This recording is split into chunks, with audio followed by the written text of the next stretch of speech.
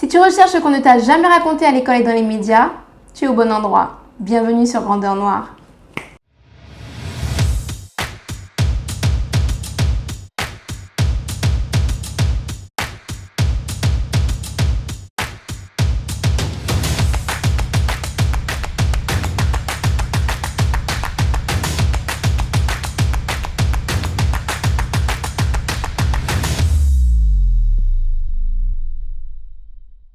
N'oubliez pas que vous apportez une aide considérable au projet de Grandeur Noire simplement en laissant défiler les publicités. Merci d'avance et bon visionnage. Bonjour à toutes et à tous, bienvenue aux nouveaux arrivants sur la chaîne. Merci à toutes les personnes qui ont déjà participé à la cagnotte, qui participent régulièrement, qui ont compris l'intérêt et l'importance de ce projet. Et bienvenue à toutes les nouvelles personnes qui vont y prendre part. Vous avez remarqué que exceptionnellement je porte autre chose qu'un nœud. C'est un plastron solaire qui est un modèle de Wakshi Création et que j'aime énormément. Je voulais absolument me la raconter avec à l'écran, donc ça y est, c'est fait. On peut y aller. في محاولة السيطرة على مقدراتنا وتسخيرها لصالحهم هم. وهذا العالم اللي يخدعكم ويقول لكم عالم متمدين، هذا عالم همجي بربري متخلف منحط، هو الذي سبب الكوارث في البشرية، هو الذي قاد الحرب العالمية الأولى والثانية والصليبية والبونيقية، ولا زال يقود حروب جديدة لتدمير البشرية، وتسيطر عليه ليست الشعوب، تسيطر عليه دائما القوى الابتزازية الاستغلالية العنصرية الحاقدة، تلحق بهم الضرر وقادرة أن ترد الصعصعين ويدها طويلة، عندئذ يجلس معنا على مائدة المفاوضات ويجعل الحدود لمطامحها التوسعية. Ceux et celles qui suivent Grandeur Noire sur Instagram savent que je suis franche, que je ne prends pas de pincettes, j'y vais pas par 4 chemins. Donc je vais faire la même chose ici, je vais rester moi-même et je vais vous dire tout de suite d'entrée de jeu que cette vidéo n'est pas faite pour tout le monde. Donc les gens qui arrivent sur la chaîne avec des opinions étriquées, des avis totalement fermés qui ne sont pas du tout ouverts à découvrir d'autres angles de vue, arrêtez la vidéo ici et même, je dirais même, désabonnez-vous, la chaîne n'est pas faite pour vous. Donc voilà, maintenant que ce petit éclaircissement a été fait, on va pouvoir rentrer dans le vif du sujet parce que dans cet épisode, il s'agit pour moi de vous donner une autre perspective que celle qui vous a toujours été apportée dans les médias traditionnels, classiques, menteurs, falsificateurs, et en même temps de donner mon opinion comme toujours parce que c'est ma chaîne, c'est mon réseau, c'est mon média et je fais ce que je veux. Si j'ai choisi de vous présenter dans cet épisode une facette différente de Mouammar Kadhafi, c'est parce que j'estime que son personnage, son œuvre ont été diabolisés et que, à tort, nous sous-estimons ou même nous méconnaissons l'œuvre politique, culturelle, sociale de ce grand homme. Alors on va commencer chronologiquement et vous allez constater que l'histoire de Mouammar Kadhafi est véritablement exceptionnelle et que ça mériterait même d'être repris dans un film épique. Son Excellence Mouammar Mohamed Abou Miniar Kadhafi est né en 1942 dans une région désertique de la Libye. Et vous allez voir dans cet épisode que non seulement il a réussi à devenir chef d'État, mais en plus, c'était un homme extrêmement lettré, alors qu'il n'a jamais mis un seul pied à l'école avant l'âge de 9 ans. Ses parents étaient illettrés et Mouammar est le premier de sa famille, oncle, tante, cousin, frères et sœurs confondus, à aller à l'école. Et il faut croire que ça n'a pas été anodin que ça tombe sur lui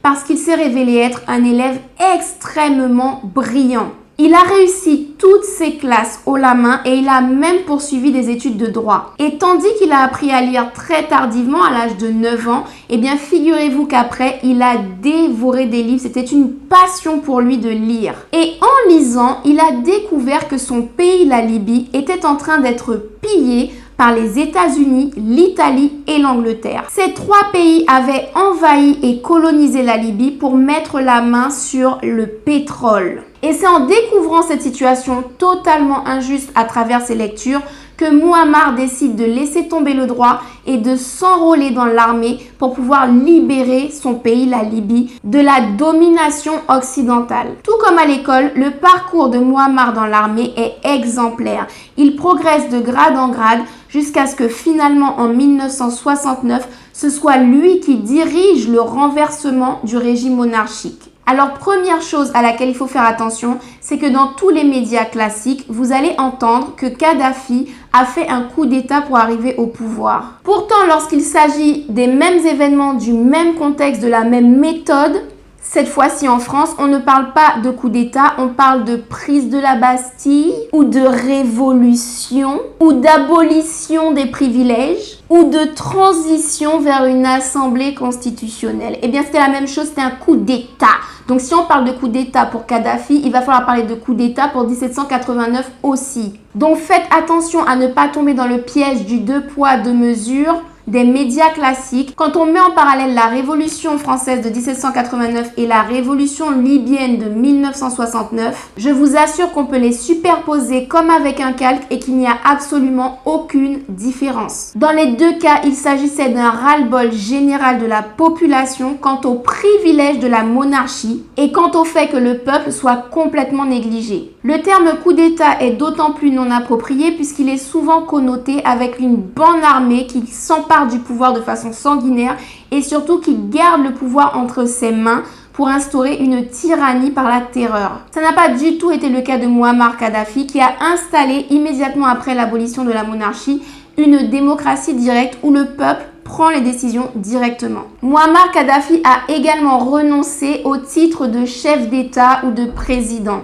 Il a plutôt estimé que c'est le peuple qui gouverne, c'est le peuple qui doit être chef de son destin. Et lui, il s'est simplement placé en tant que guide, c'est-à-dire personne avisée, qui va orienter le peuple dans la meilleure des directions. Alors dans les faits, Mouammar Kadhafi s'est octroyé un pouvoir absolu sur une durée illimitée, mais selon lui, c'était dans le but d'installer et de pérenniser des réformes et des mesures sur le long terme. Et vous allez voir qu'en 42 ans de règne, eh bien on peut dire qu'il a eu raison de rester au pouvoir. En fait, une fois que Mouammar Kadhafi a mis dehors les Italiens, les Anglais, les Américains et qu'il a repris le contrôle sur les ressources du pays comme le pétrole, eh bien il a enrichi la Libye comme jamais ce n'était arrivé auparavant. Cet enrichissement a été rapide et au-delà de toute mesure, si bien que le peuple était totalement prospère. En un seul règne, Mouammar Kadhafi a amélioré la vie de tous les Libyens sur tous les plans. La santé, l'éducation, la sécurité et les infrastructures du pays. Par exemple, il a rendu les écoles et les universités totalement gratuites. Mouammar Kadhafi a même été jusqu'à offrir des bourses à tous les étudiants libyens qui souhaitaient partir à l'étranger pour suivre des formations qui n'existaient pas en Libye. Et cette bourse couvrait absolument tout, il n'y avait aucun frais à avancer, que ce soit l'avion pour quitter la Libye, l'hébergement, la restauration, la circulation, tout ça à l'étranger était pris en charge par le gouvernement libyen. Il a également rendu gratuit tous les soins de santé, que ce soit l'achat de médicaments, la vaccination, les hospitalisations, les examens, les chirurgies, absolument tout était gratuit pour tous les Libyens. Et attendez, là on a fait éducation et santé. Maintenant sur le quotidien, l'eau courante et l'électricité étaient gratuits. Lorsque les Français s'autoproclament comme étant le meilleur système social et de santé au monde, il va falloir un jour enlever les yeux de son petit nombril et regarder ce qui se passe ailleurs. Parce que avant qu'on ne destitue son excellence Mouammar Kadhafi, eh bien c'est la Libye qui possédait le meilleur système social et de santé.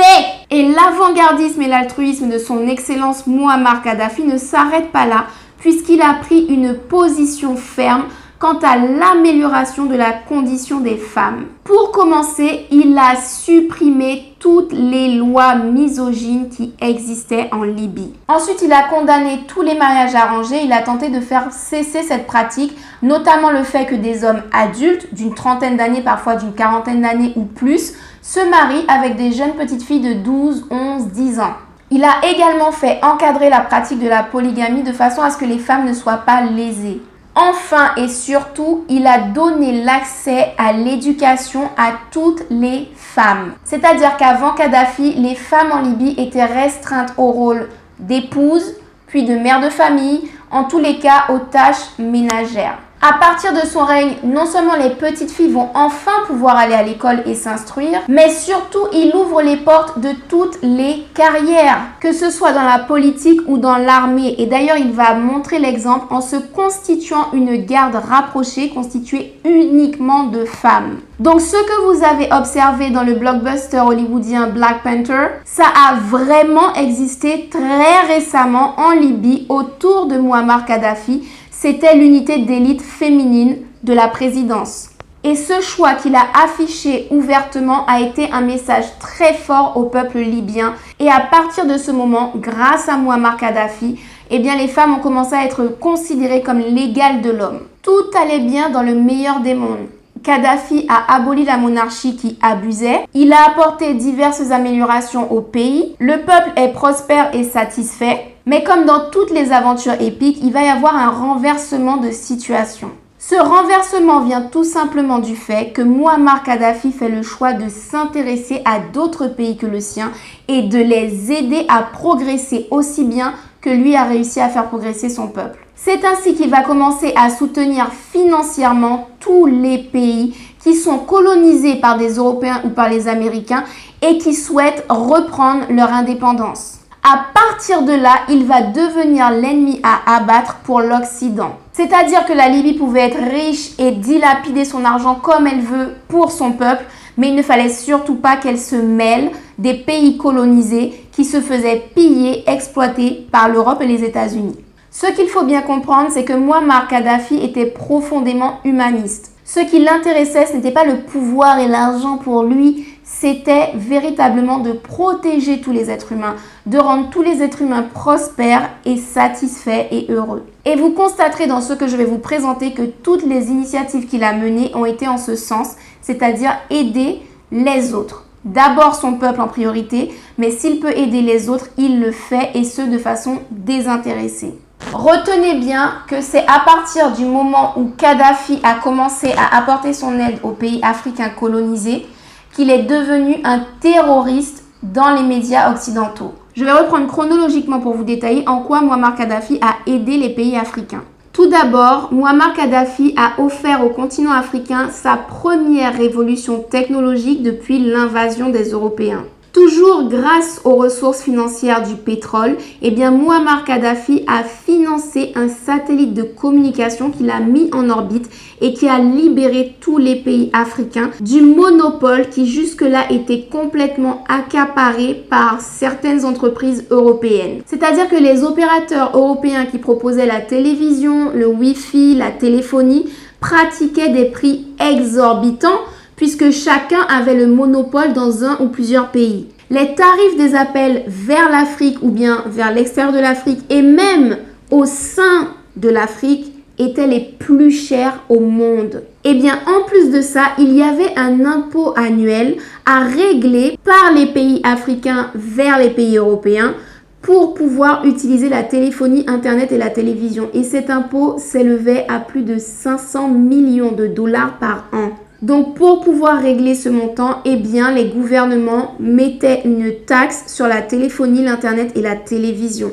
Voilà pourquoi aussi les tarifs faisaient partie des plus chers au monde. Eh bien Kadhafi balait tout ça avec son satellite Rascom. Du coup, il a provoqué à lui seul une chute fracassante des prix des opérateurs européens qui ont dû s'aligner au prix proposé grâce au satellite Rascom. Et en plus, le satellite Rascom a permis une meilleure couverture dans des régions éloignées. Non mais comment il a dû les énerver les Européens, les Américains, en mode wesh, on n'a plus notre taxe de 500 millions, mais qu'est-ce qui se passe? En plus nos opérateurs ils sont en train de dégringoler financièrement, mais c'est qui ce type? Moi je vous dis, le pétage de plomb a dû être sévère à Buckingham Palace et à la Maison Blanche. Chaud.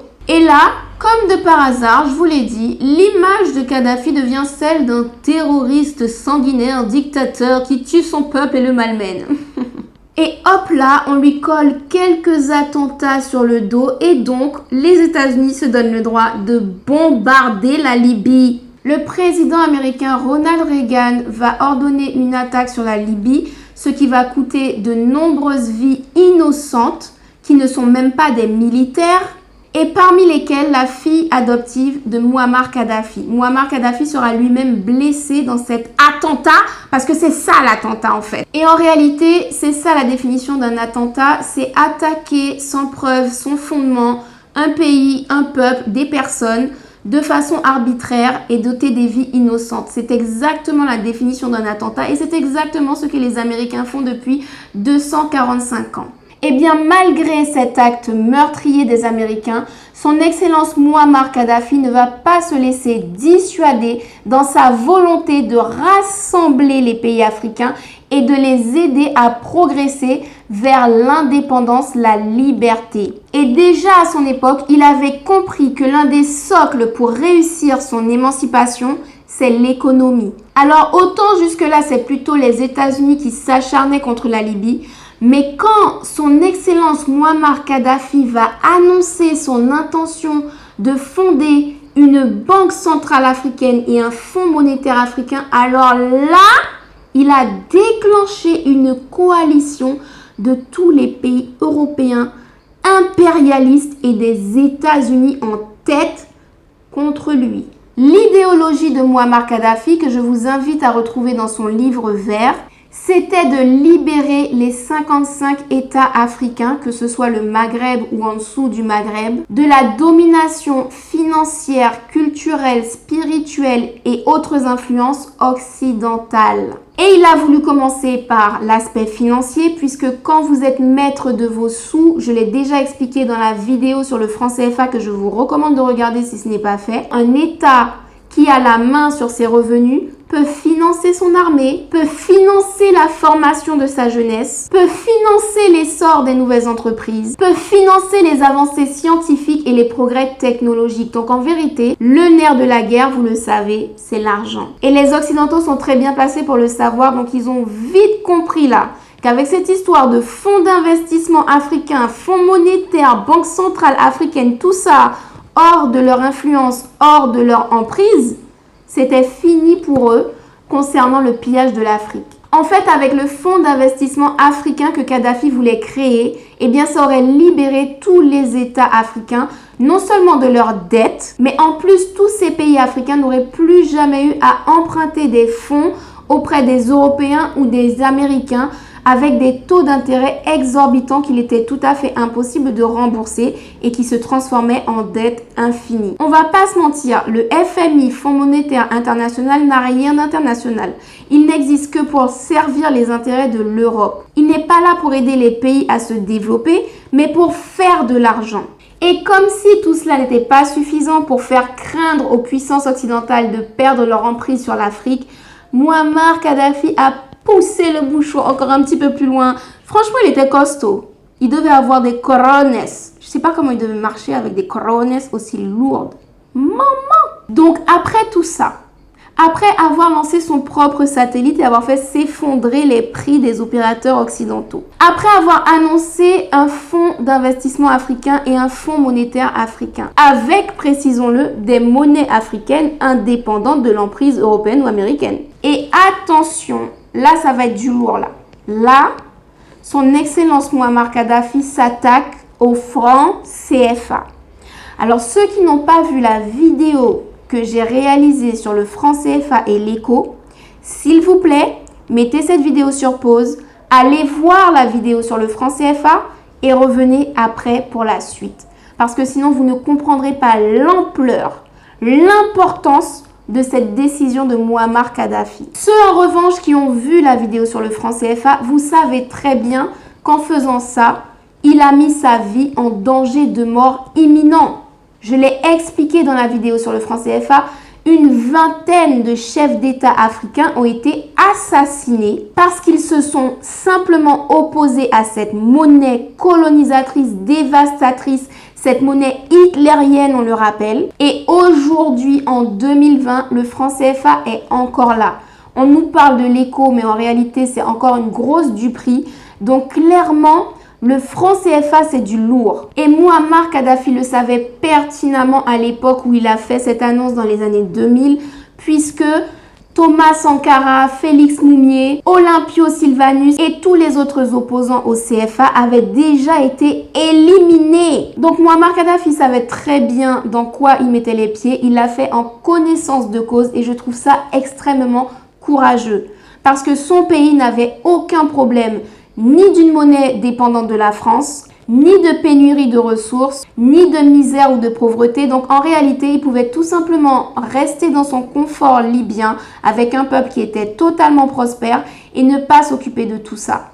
Non seulement il n'avait aucun intérêt personnel et même à l'échelle nationale, mais en plus il risquait sa vie. Pour pouvoir créer une puissance africaine, que ce soit militaire, politique ou financière, eh bien Mouammar Kadhafi avait préconisé une monnaie unique et une monnaie qui était beaucoup moins chère à produire que le franc CFA notamment. Le problème, c'est que l'idée de Mouammar Kadhafi qui concernait toute l'Afrique a énormément dérangé la France, qui colonise encore actuellement 15 de ces pays africains. Je l'ai expliqué dans la vidéo sur le franc CFA, cette monnaie française rapporte énormément à la France, des sommes colossales chiffrées en milliards d'euros par an, que ce soit pour sa fabrication, son transport, sa mise en circulation, les taxes qui sont imposées et le fait que la moitié des devises qui sont récupérées chaque année par le pays soient redonnées, reversées à la France. En fait, on n'a pas idée, mais c'est astronomique la fuite des capitaux organisés et légalisés par cette histoire de franc CFA. Et clairement, avec une autre monnaie que celle que le gouvernement français contrôle dans 15 pays africains,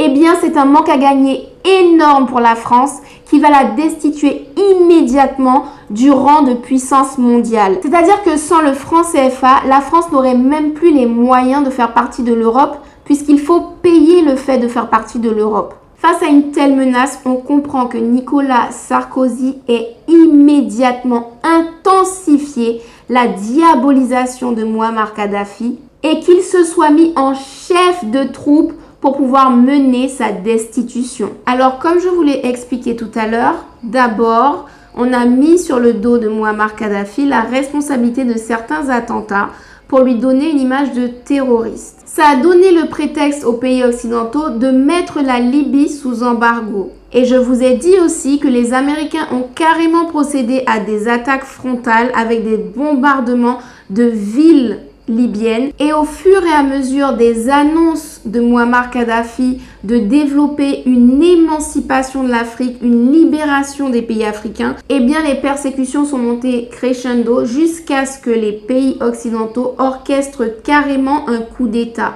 Et là, on peut parler de coup d'État. Ce coup d'État a été mené par Nicolas Sarkozy avec juste à sa droite Barack Obama, suivi de toutes les puissances européennes corrompues et bien sûr avec la complicité de l'Organisation des Nations Unies et de l'OTAN. Et là où la stratégie de diabolisation a payé, c'est qu'en présentant Mouammar Kadhafi comme un dictateur sanguinaire depuis des années dans tous les médias occidentaux, eh bien l'attaque de la Libye a été perçue comme étant légitime, c'est-à-dire la libération du peuple libyen, soi-disant d'un tyran qui les malmenait. Quand on s'intéresse aux faits de plus près, on s'aperçoit que cette étiquette de dictateur sanguinaire qui opprime son peuple est une véritable mascarade.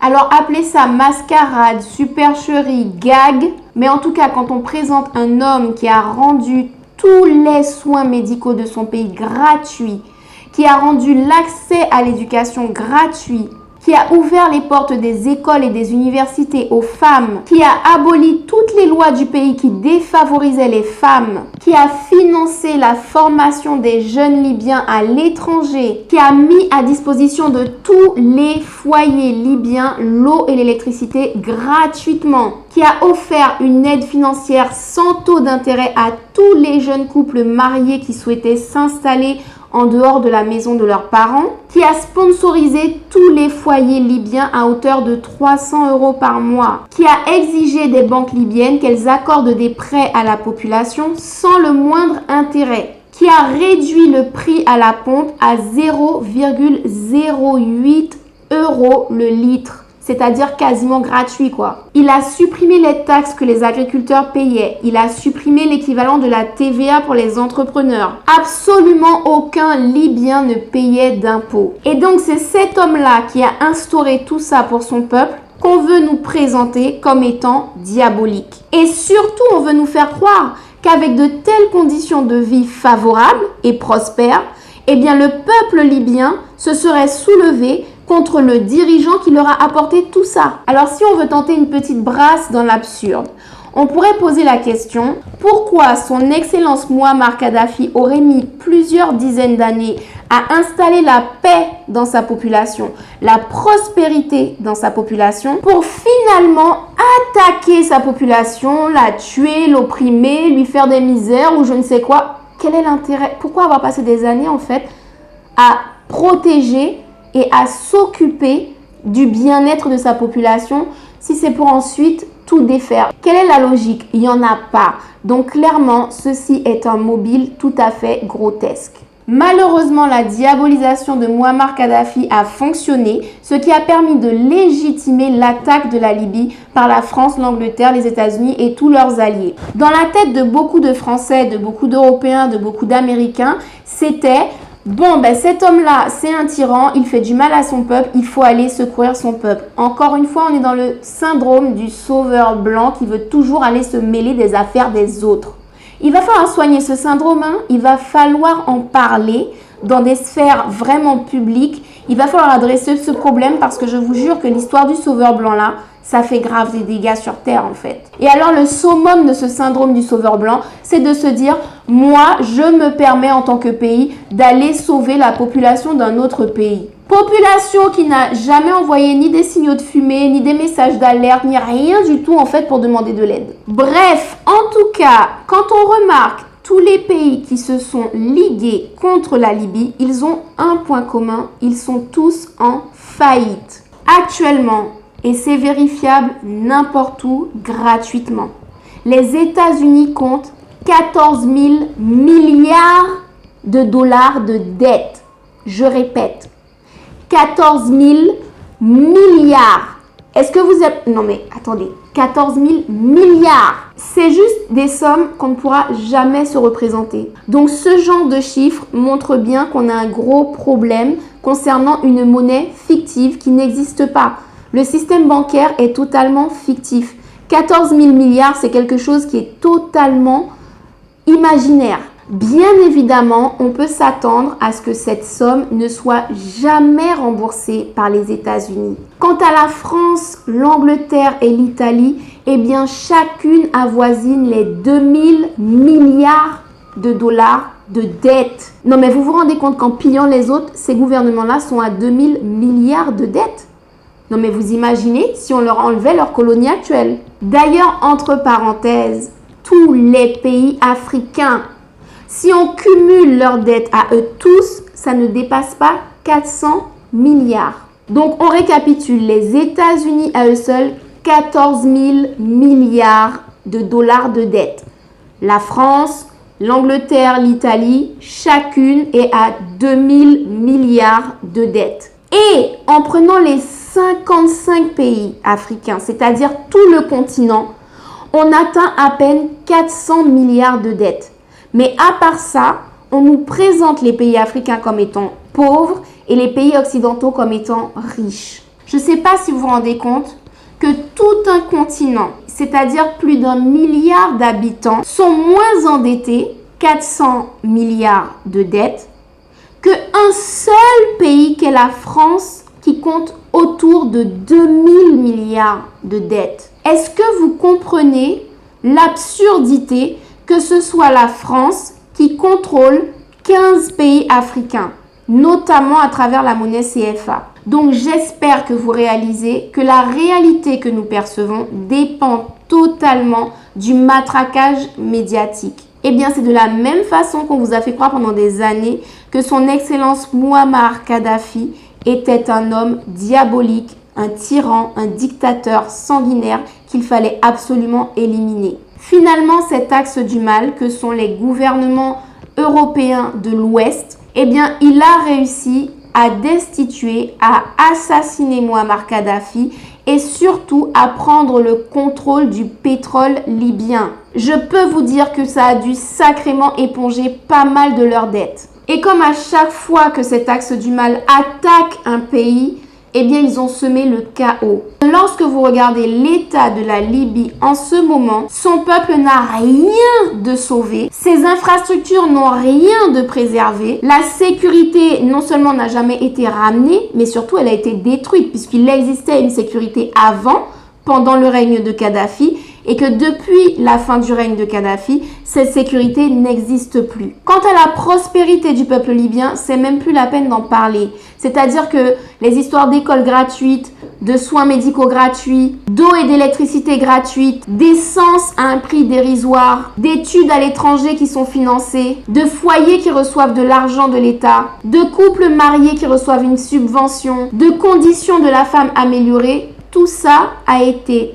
totalement piétiné, ravagé depuis que Kadhafi a été destitué. Donc l'axe du mal n'a pas seulement tué son excellence Mouammar Kadhafi, il a totalement dévasté l'œuvre de sa vie. 9 années après ce bouleversement, après ce chaos amené par l'axe du mal, la stabilité politique et la sérénité sociale n'ont toujours pas été ramenées en Libye. Son excellence Mouammar Kadhafi, qui a dénoncé les assassinats des meneurs africains qui ont tenté de s'émanciper de la domination occidentale, a fini par rejoindre cette lignée de dirigeants incorruptibles anéantis. Et c'est pour le fait qu'il se soit dressé, même en se sachant seul et isolé, c'est pour le fait que Mouammar Kadhafi se soit dressé contre la tyrannie occidentale que je le respecte. Il a mené une politique très ambitieuse pour tout le continent africain qui visait à libérer justement les 55 pays africains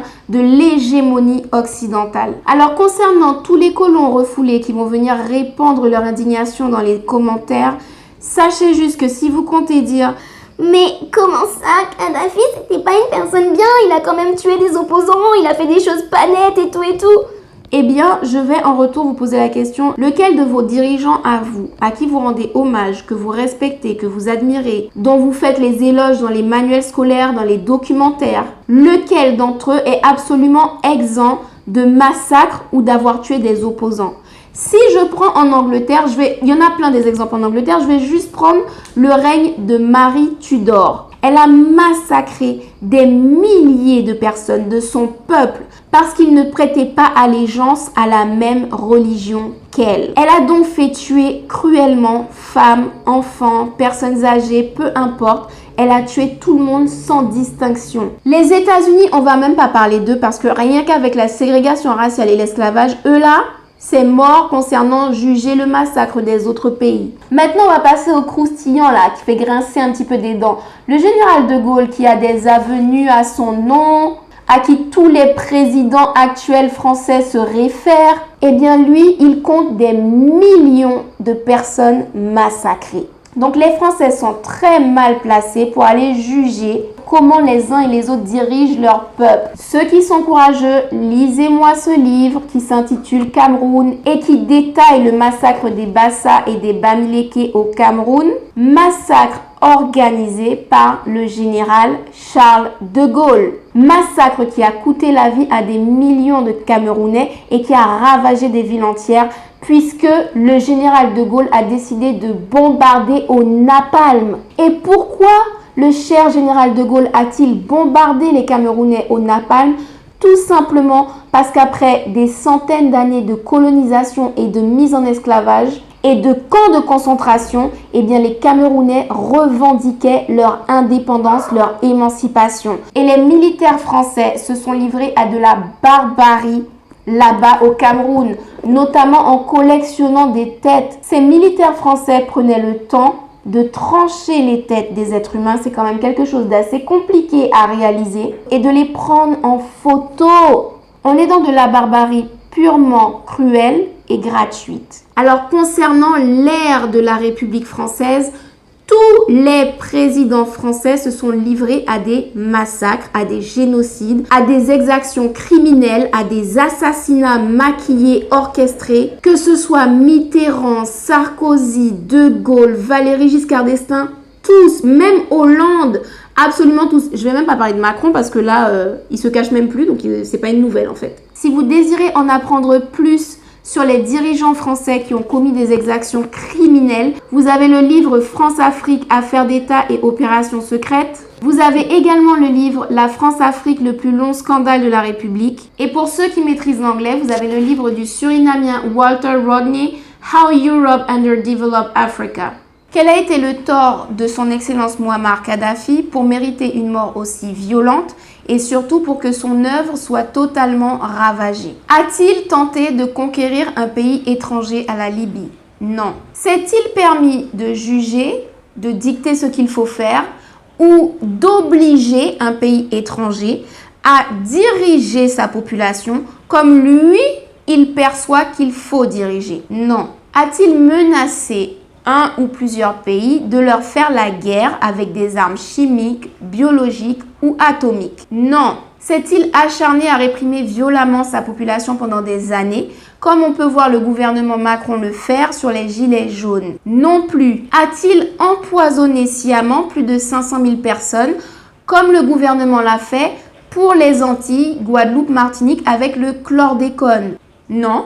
A-t-il plongé délibérément une partie de sa population dans l'indigence, comme le gouvernement français le fait avec ses colonies d'outre-mer? Non, non, non et non. Donc finalement, qu'est-ce que son Excellence Mouammar Kadhafi a fait de pire ou de plus que le gouvernement français qui mérite d'être complètement anéanti, alors que le gouvernement français se porte bien et continue de massacrer des populations partout, notamment parmi sa propre population. D'ailleurs, à tous ceux et celles qui comptent venir dans les commentaires énumérer des soi-disant actes violents et cruels que son Excellence Mouammar Kadhafi aurait commis, déjà, donnez-moi la preuve de ça.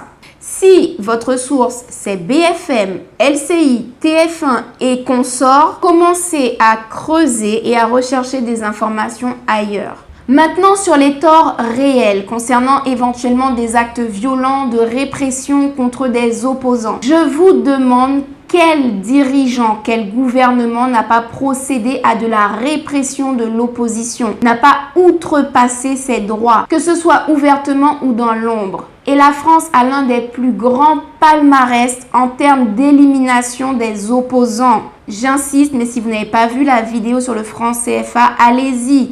J'y énumère pas mal de dirigeants dont c'est attesté, ils ont été assassinés par l'État français. Et si ce n'était que des opposants politiques, pourquoi pas, tous les dirigeants le font. Mais le gouvernement français, dans son palmarès, compte aussi des massacres de populations civiles innocentes. Donc voilà, que vous preniez l'Italie, l'Angleterre, la France, l'Espagne, l'Allemagne, les États-Unis, tous ces pays-là devraient être interdits de juger la façon dont d'autres pays se gèrent. Tous les dirigeants de l'Europe de l'Ouest ont été problématiques avec leur population et les populations étrangères. Pourtant, ces dirigeants sont idolâtrés, admirés, célébrés. Clairement, la vérité et la justice n'est pas le mot d'ordre de ces gouvernements et on le voit tous les jours. Donc, ce que j'ai à répondre aux personnes qui se permettent de critiquer Kadhafi en disant « Ah oui, il a fait ci de pas bien et ça de pas bien », il n'a jamais fait pire que le gouvernement français, le gouvernement américain, le gouvernement anglais et tous les gouvernements qui l'ont attaqué. Non seulement il n'a pas fait pire, mais sur beaucoup de plans, il a fait mieux. Pareil, il a été reproché à Kadhafi d'avoir mélangé son compte personnel et le compte de l'État. C'est-à-dire que lui et toute sa famille vivaient sur les revenus de l'État. Mais rappelez-vous, il n'y avait pas d'impôt en Libye. Donc, il ne vivait pas sur le dos de sa population. Contrairement au gouvernement européen actuel et au gouvernement américain, Mouammar Kadhafi vivait sur les revenus que rapportait le pétrole, la ressource que lui avait récupérée aux mains des Italiens, des Américains et des Anglais après avoir risqué sa vie pour enlever ces personnes-là du pays et reprendre le contrôle du pétrole. Donc, j'ai envie de répondre à ces personnes-là qui lui reprochent d'avoir pris dans les caisses. Premièrement, Mouammar Kadhafi l'a fait de façon officielle et transparente. Il n'a pas menti à son peuple, il n'a pas procédé à des détournements de fonds, à des évasions fiscales ou à quelconque démarche malhonnête pour pouvoir voler son peuple.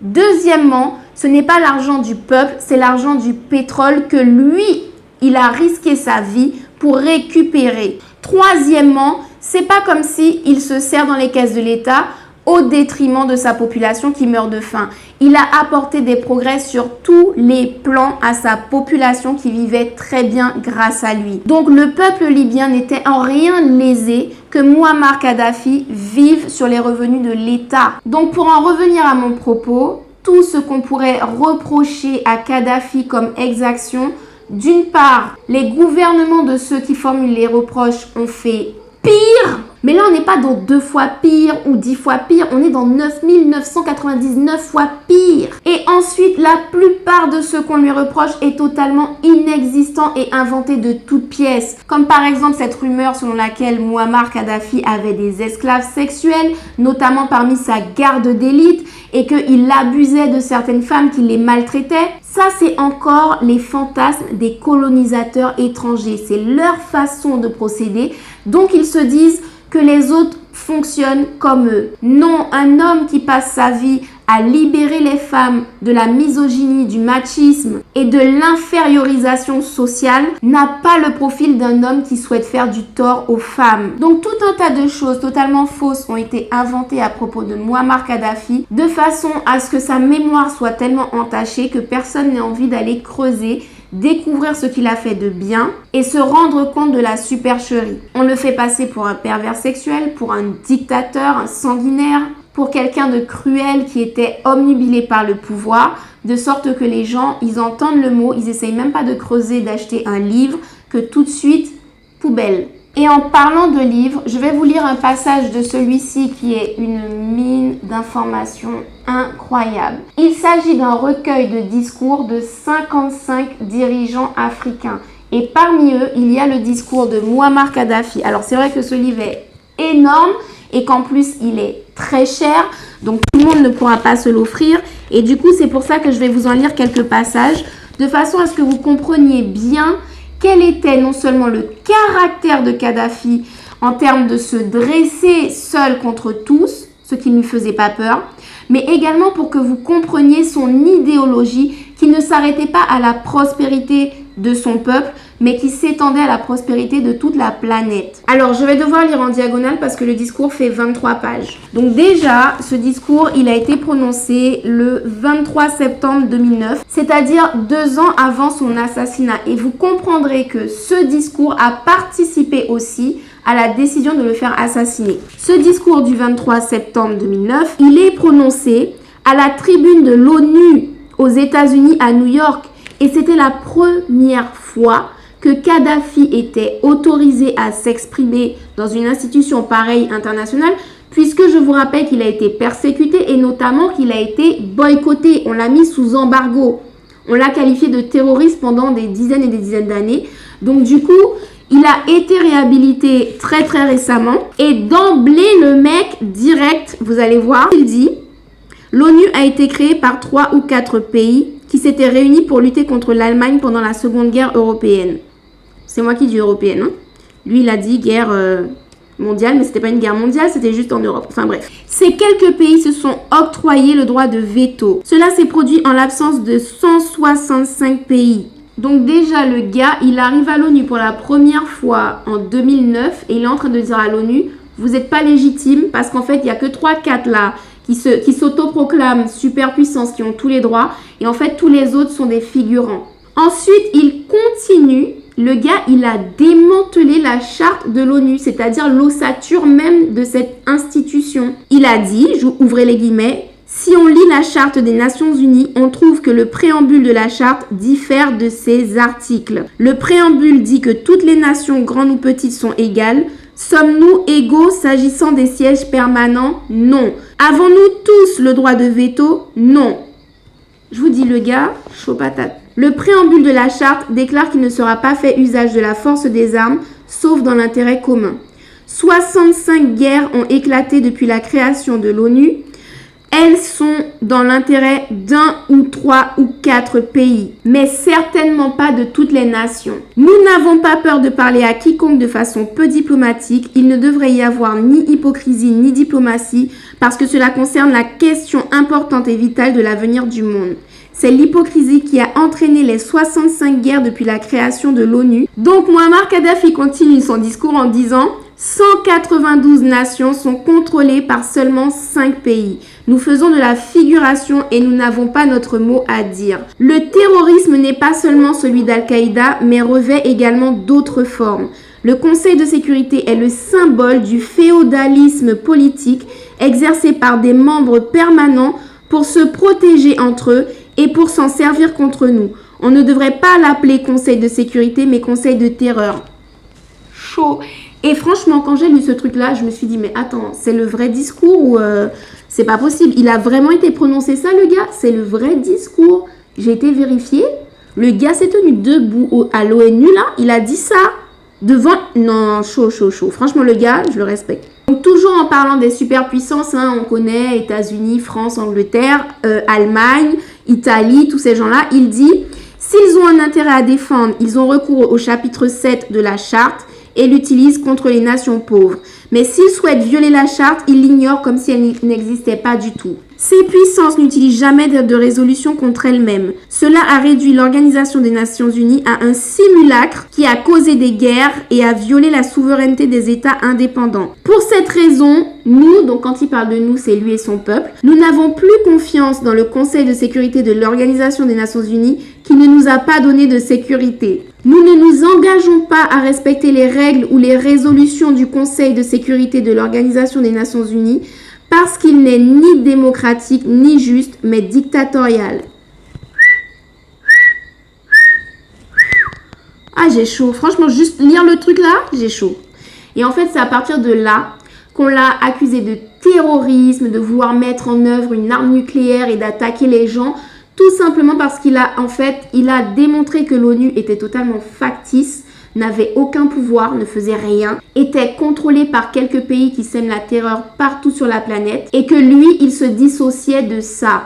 Et comme il a voulu quitter l'ONU parce que c'est juste une mascarade, eh bien les médias occidentaux ont fait passer ça pour le fait qu'il quitte l'ONU parce qu'il est contre le fait de respecter le désarmement nucléaire et qu'il compte certainement mener une campagne terroriste nucléaire. Voilà un peu la version des médias. De même, les pays puissants ne sont pas obligés de rendre des comptes à l'Agence internationale de l'énergie atomique et ne relèvent pas de sa compétence. C'est cette même agence de l'énergie atomique qui va en Irak et qui dit « L'Irak a des bombes nucléaires » et du coup on attaque l'Irak pour soi-disant désarmer l'Irak. Et finalement après on se rend toujours compte, Irak, Afghanistan c'est la même, que non seulement il n'y avait aucun danger nucléaire, mais en plus les pays qui ont attaqué se servent copieusement dans le pétrole ou dans les ressources de ces pays-là. Donc en gros ce que Muammar Kadhafi a dit là de façon détaillée, mais je ne peux pas rentrer dans les détails, c'est trop long, c'est que si cette agence de l'énergie nucléaire a l'autorisation d'aller inspecter certains pays, eh bien elle devrait avoir la même autorisation pour les États-Unis, la France, l'Angleterre. Or ce n'est pas le cas. Et écoutez, là où ça devient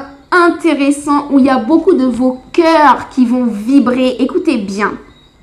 L'Afrique a été colonisée, isolée et persécutée. On lui a ravi ses droits. Ses habitants ont été réduits en esclavage et traités comme des animaux, tandis que son territoire a été colonisé et mis sous un régime de tutelle. Les pays de l'Union africaine méritent un siège permanent. C'est une vieille dette qui doit être payée. C'est un sujet prioritaire. Franchement, c'est mon papa ce monsieur. C'est mon papa. Je sais pas quel Africain ne peut pas respecter Muammar Kadhafi. On continue. Là, si vos cœurs vibraient déjà, là, il va commencer à battre très très fort et très très vite. Un autre point qui devrait faire l'objet d'un vote à l'Assemblée générale est celui de l'indemnisation des pays qui ont été colonisés. Pourquoi les Africains vont-ils en Europe? C'est tout simplement parce que l'Europe a pillé et exploité les ressources nationales de ces pays. Le pétrole, les minéraux, l'uranium, l'or et les diamants, les fruits, les légumes, le bétail et les populations. Nous avons aujourd'hui une nouvelle génération en Afrique qui cherche à récupérer ses ressources pillées et c'est son droit. Si vous décidez de restituer toutes ces richesses, il n'y aura plus d'immigration africaine. L'Afrique a droit à 777 000 milliards de réparation des pays qui l'ont colonisée. Les Africains exigeront cette somme et si vous ne la leur donnez pas, ils iront là où vous avez emmené ces milliers de milliards de dollars. Ils ont le droit de le faire. Ils doivent suivre la trace de cet argent et le ramener. Il faut punir la colonisation. Les pays qui ont nui à d'autres peuples à l'époque coloniale doivent verser des réparations pour les dommages et les souffrances infligées sous leur domination. Alors écoutez combien il était visionnaire. Obama est un soulagement temporaire pour les 4 ou 8 prochaines années. J'ai bien peur que nous ne revenions au point de départ. Personne ne peut garantir comment l'Amérique sera gouvernée après Obama. Le gars avait compris des trucs, il était déjà en 2050 en fait. Après ça, il va commencer à demander des enquêtes sur toutes les exactions criminelles menées par l'axe du mal occidental. Donc il va évoquer la guerre menée contre l'Égypte pour pouvoir s'accaparer le canal de Suez. La guerre du Vietnam qui a fait 3 millions de victimes. Pourquoi? En quoi les Vietnamiens étaient une menace ni pour la planète, ni pour les États-Unis. La guerre contre Grenade, qui est le plus petit pays au monde et contre lequel on a déployé une armada de navires de guerre et je ne sais combien d'avions qui ont bombardé cet endroit qui est minuscule. Il a évoqué les bombardements en Somalie qui sont totalement injustifiés puisque les Somaliens défendent leurs ressources qui sont à eux. Il a dénoncé la guerre qui a été orchestrée en Yougoslavie qui était extrêmement pacifique et qui ne menaçait personne. Pourquoi est-ce qu'il y a eu cet acharnement? Bien évidemment, il a évoqué la guerre en Irak qui à ce jour se chiffre à des millions d'Irakiens morts et je ne sais combien d'autres millions qui sont déportés pour pouvoir survivre. Il a dénoncé la prison d'Abu Ghraib où il se passe des persécutions pires que celles de Guantanamo. Persécutions menées contre des hommes et des femmes irakiens innocents pour la plupart, totalement innocents de crimes de guerre ou de quoi que ce soit. Ce sont simplement des gens qui résistent à l'envahisseur. Et ces gens se voient non seulement emprisonnés dans des conditions atroces, mais en plus violés, torturés. Et je vous lis le passage concernant l'Afghanistan et les talibans parce que vraiment, on voit que c'est un visionnaire, on voit qu'il a tout compris, on voit qu'il n'en a que faire de la diplomatie. Écoutez bien ce qu'il dit. Pourquoi sommes-nous contre les talibans? Les talibans souhaitent avoir un État religieux. Est-ce que le Vatican représente une menace pour nous? Non. Si les talibans veulent créer un émirat islamique, en quoi cela fait d'eux des ennemis? Les terroristes qui ont frappé la ville de New York étaient-ils talibans? Venaient-ils d'Afghanistan? Ils n'étaient ni l'un ni l'autre. Donc pour quelle raison a-t-on donc déclenché la guerre en Afghanistan? Et là, j'espère que vous n'êtes pas lassés des passages que je vous lis parce qu'il y a des scuds qui arrivent. Écoutez bien, quiconque ne dit pas la vérité est un suppôt de Satan. Le gars est allé à l'ONU devant les plus grandes puissances mondiales et il les a traités de suppôts de Satan.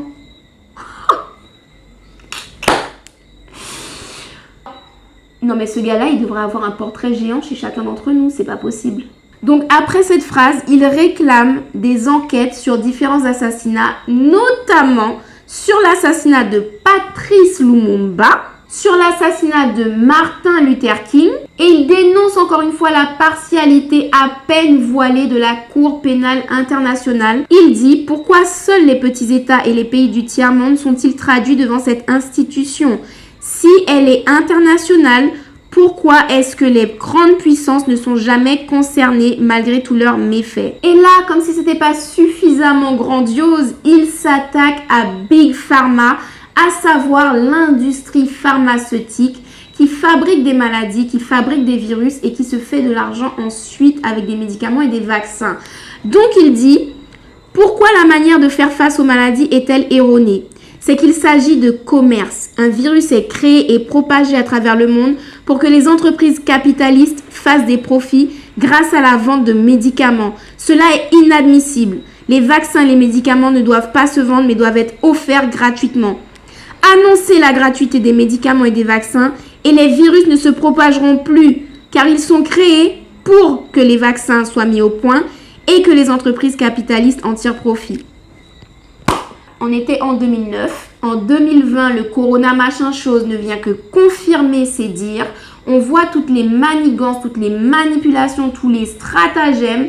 Et en fait, le gars en 2009, il avait déjà compris tout ça. Et alors là, si jusqu'à présent, il avait lâché des mines antipersonnelles, des scuds, là, on est carrément dans une attaque atomique. Écoutez bien. Étant donné qu'on veut opposer les Arabes aux Juifs et faire croire que les Arabes persécutent les Juifs, il répond aux détracteurs, écoutez bien, c'est vous qui les avez brûlés. C'est vous qui êtes responsable de l'Holocauste et qui avez construit des fours crématoires, des chambres à gaz en Europe.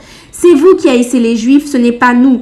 Nous leur avons donné refuge pendant l'ère romaine des persécutions, également lorsqu'ils ont été expulsés d'Andalousie et encore à l'époque de la guerre avec Hitler. Nous les avons toujours protégés, vous les avez toujours persécutés. Rétablissons la vérité. Nous ne sommes pas des ennemis des Juifs, ce sont nos cousins. Rappelez-vous ce que Titus, Adrien, Édouard Ier et Hitler ont fait aux Juifs. C'est vous qui haïssez les Sémites.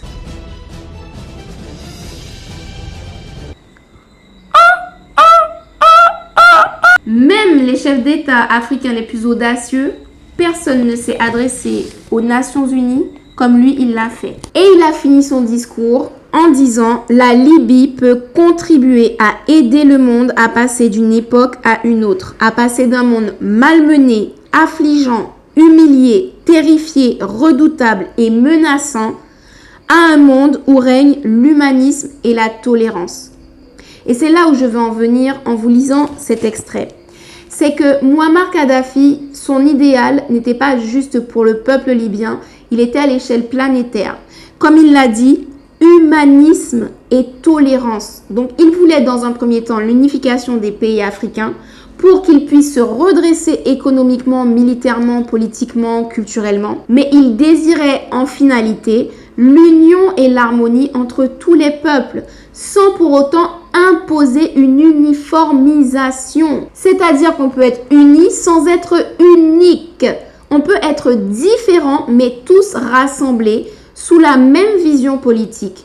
Toujours avec des régimes différents, avec des modes de vie différents, mais avec un même idéal qui est le respect de la vie sur Terre, le respect de la vie animale, végétale, humaine. Donc voilà concernant ce que je sais de son excellence Mouammar Kadhafi et j'espère que après cet épisode, certains d'entre vous se rendront compte que finalement tout ce qui est terrorisme, dictature, tyran, tout ça dépend de l'angle médiatique. Ceux qui contrôlent les médias contrôlent la manipulation de nos esprits.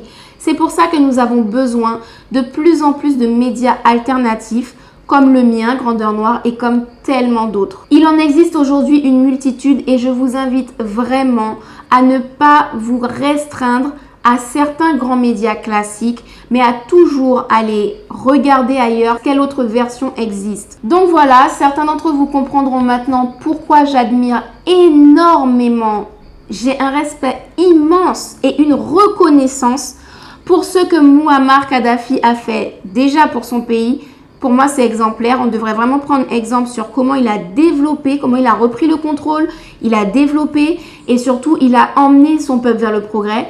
Mais en plus, pour l'œuvre de toute sa vie concernant le continent africain. Sur ce, je vous invite une nouvelle fois à continuer de contribuer à la cagnotte. Donc, merci à toutes les personnes qui ont déjà participé et à celles qui comptent participer dès qu'elles le pourront. Je sais déjà qu'avec l'équipe qu'on a rassemblée, vous serez extrêmement satisfait du résultat. Je termine en remerciant Wakshi Création parce que vraiment, ce plastron solaire, je l'aime. Je l'aime, je l'aime, je l'aime. Vous pouvez le retrouver sur ses contacts, mais il y a aussi énormément de modèles qu'elle propose, que ce soit des colliers, que ce soit des nœuds, des sacs, des marées-têtes. Elle a plein d'articles divers. Donc, allez faire un tour, ses contacts sont en barre d'infos. Je vous donne rendez-vous pour le prochain épisode. Était contrôlé par quelques pays qui sont toujours les mêmes à foutre la...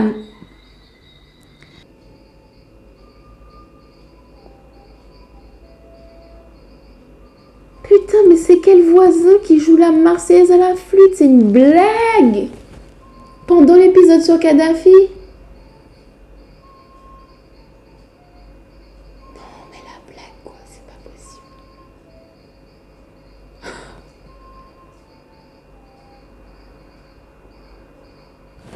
يو. الشعوب الأوروبية لا تريد أن تقاتل في فلسطين ولا في ليبيا ولا الشعب الفرنسي يريد أن يقاتل الجزائر أو تونس، ولكن الدوائر التي تتحكم باستمرار في هذه الشعوب وفق النظرية الحكومية، نظرية العسف والاستغلال، هذه الدوائر حاقدة جدا وتقود حرب حاقدة ضدكم.